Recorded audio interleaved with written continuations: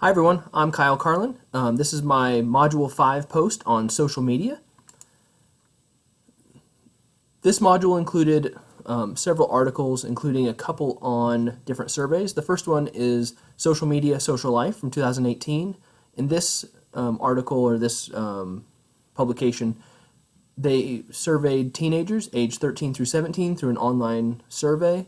They had relatively even numbers of genders, 51% female, 49% male, representative sample in race and social economic status. It was a replication study from a 2012 study, which was interesting so you could see the difference in trends. Ultimately, this survey asked about social media use and the teens' experience on social media. The results showed that social media use had increased since 2012. The preference of in-person communication had dropped below texting. So texting was the number one preferred method of communicating, followed by in-person, followed by social media and other digital means. And then the student perceptions of social media and its effects are really fairly positive. Most of the responses were indicated that they had no issues, that they felt more connected because of social media, that social media made them feel less lonely, several positive trends. It did also show that about 10% had experienced some form of cyberbullying, which I felt that it seemed like that number was low, but if we consider even trends with typical bullying, in-person bullying, it tends to be the victims tend to be the same kids, even though it might be happening from a bunch of different bullies or in a bunch of different times. And so I guess I shouldn't be that surprised that only 10% experienced bullying through social media, but it was still surprising. Overall, the conclusions that I got from this particular survey, use trends have shifted greatly over a relatively short amount of time. I'd even be interested to see how from 2018 things have changed. And when we get to the next survey, we'll see how it was a survey on adults from 2009. Those results, I'm sure, would be much different today.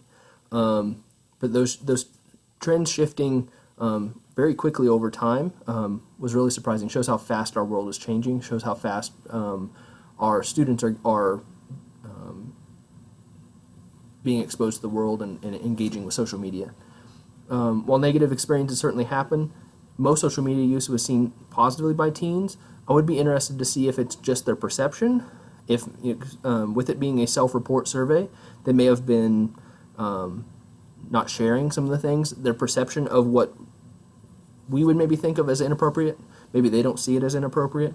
It'd just be interesting to see in other studies if we could find a way to replicate this or get more direct data about the interactions, how we might perceive or how that perception might compare to the reality of social media.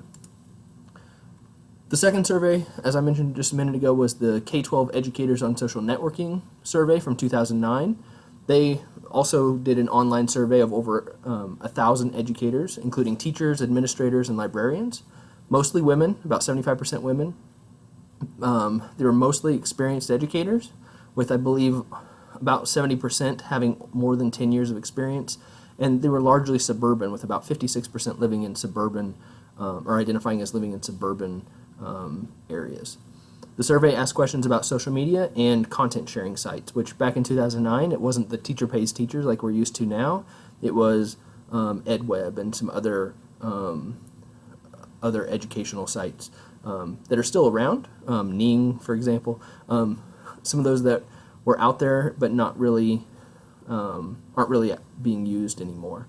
The results from this survey showed that most educators belong to at least one social media network. There was a higher percentage for younger educators, which isn't a big surprise.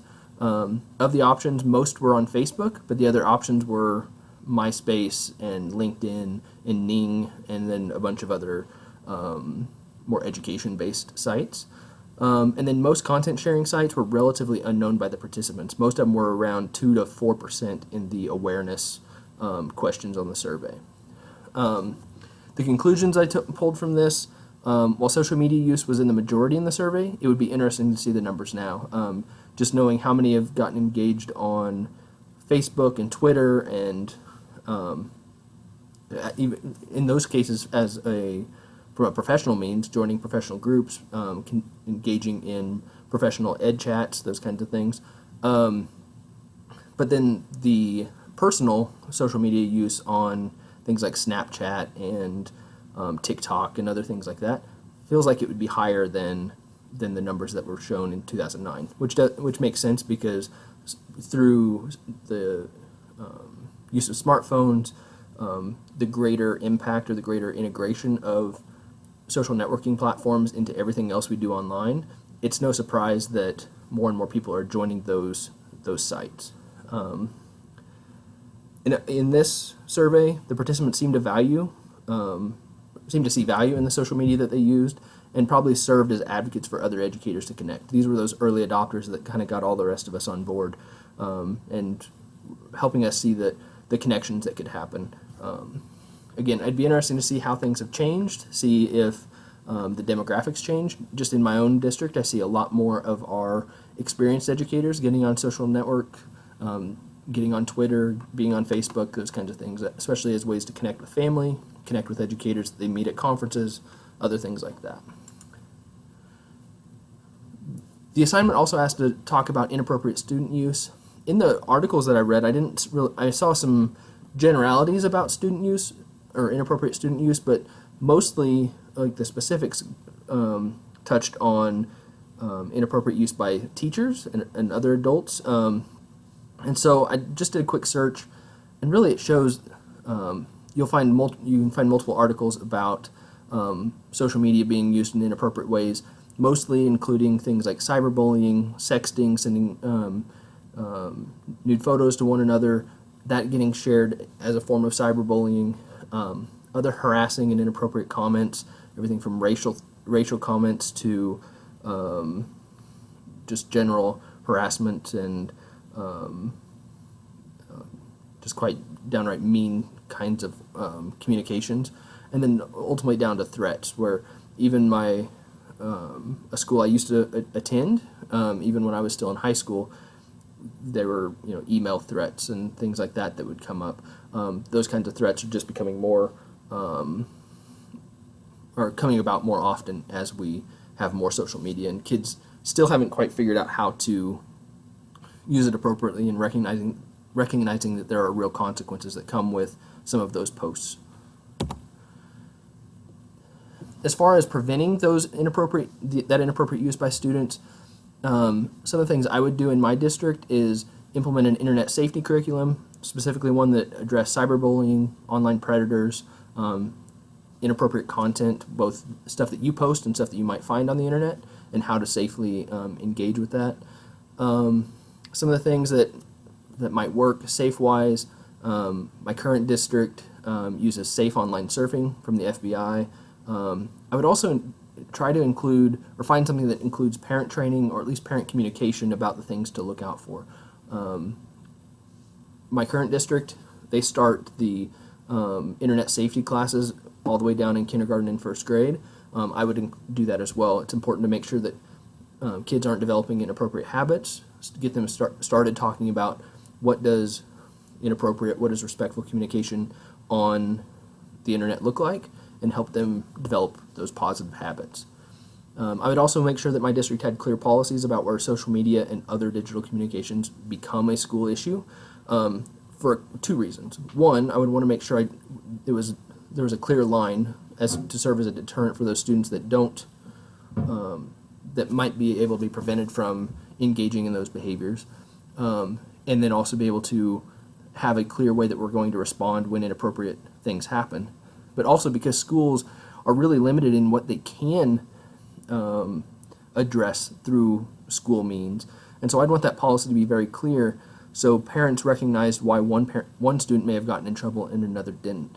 Just because one student may have done something inappropriate online, but if it doesn't make its way into the school or affect another student, then there's really not much that a school can do. And so making sure that that's very clear, just so that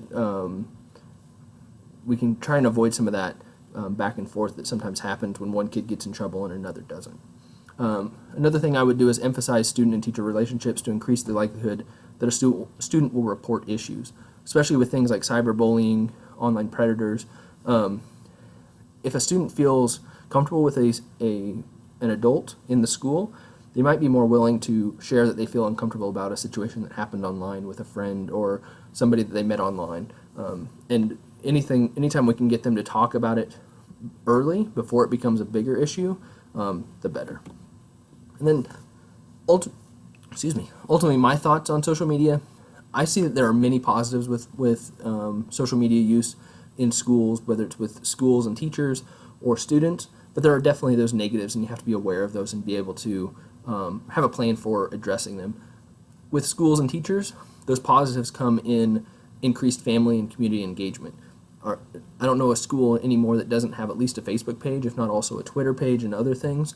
And those pages serve as a great connection with the families in the community.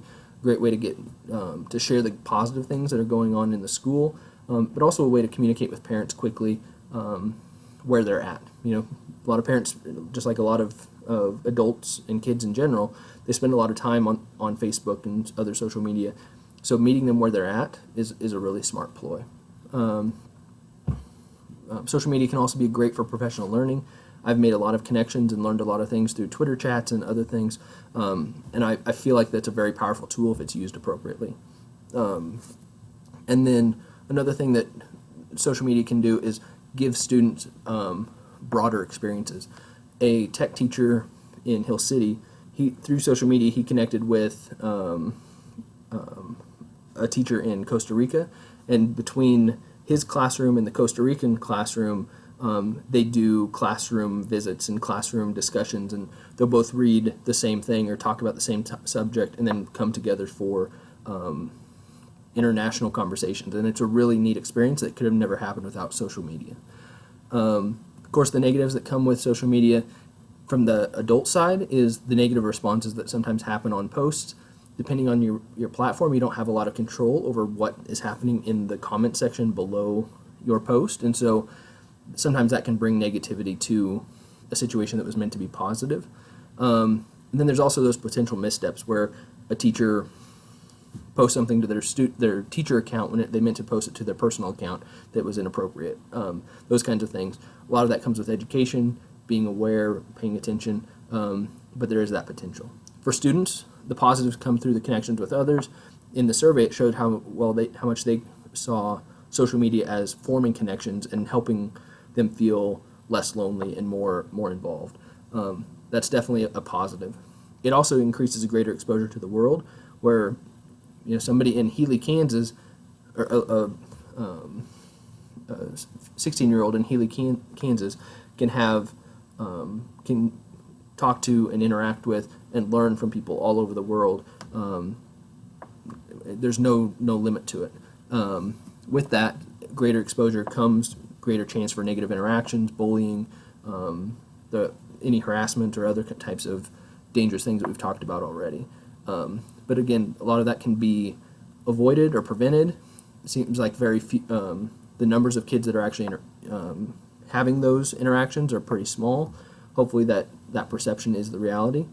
But ultimately, I think if we as the adults help set the tone and help model appropriate behavior, we're going to have greater chance at positive interactions, positive connections than otherwise. And so I think, as with anything, we have to be able to model and show the appropriate way to do it, and we can get the positives that we are hoping for. Overall, this was a really interesting assignment. I enjoy social media. I'm on Twitter a lot. I like to connect with other people. If you want to connect with me, I'm at SchoolPsyche, SchoolSyke, on Twitter. I'd be happy to connect with you anytime. Thanks, and have a great day.